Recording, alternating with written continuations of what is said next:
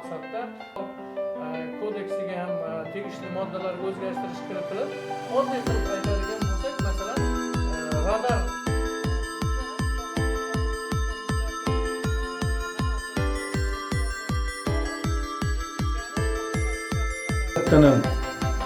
korrupsiyaga moyilligi bor holatlarda bizda komplens nazorat bo'limi tomonidan aniqlangan holat bo'yicha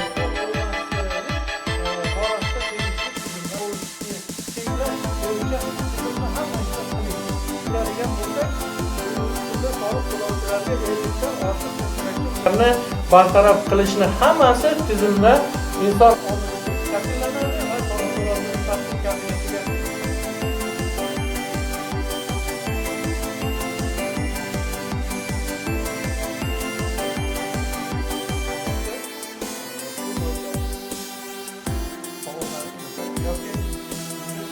siz aytdingizda, korrupsiyaga moyilligi bor xodimlarimiz bilan alohida ishlanadi dedingiz.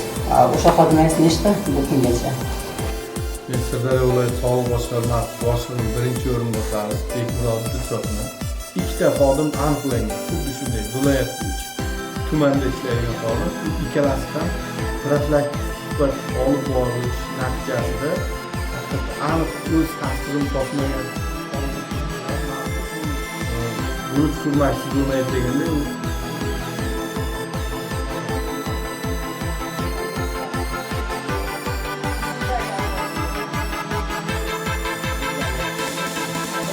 Respublikasi Prezidentining 78-sonli qaroriga asosan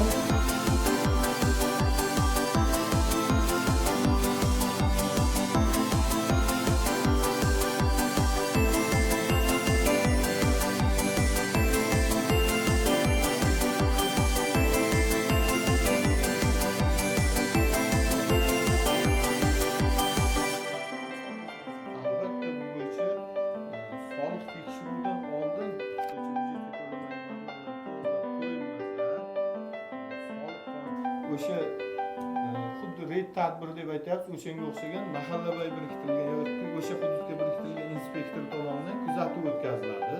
Agar soliq qonunchiligi buzilgan bo'lsa, birinchi ogohlantirish xat berib ketiladi.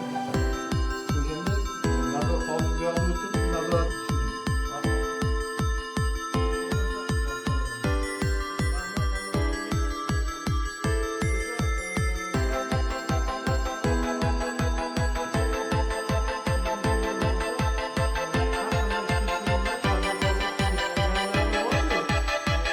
Mana bugun ochiqlikni ta'minlash, shaffoflik, korrupsiyani oldin olish omili borasida Sirdaryo viloyat soliq boshqarmasida matbuot anjumani bo'lib o'tdi. Mana shu matbuot anjumanida demak ommaviy axborot vositalari ishtirokida o'tkazilgan ushbu tadbirda demak soliq tizimida korrupsiyani oldini olishga qaratilgan demak tizim yaratilgani, bugungi kunda har bir xodim bo'yicha monitoring olib borish yo'lga qo'yilgani, shuningdek tadbirkorlar bilan soliq to'lovchilar o'rtasidagi muloqotni to'g'ridan to'g'ri kamaytirish maqsadida yaratilgan elektron tizimlar haqida tushunchalar berildi. Shuningdek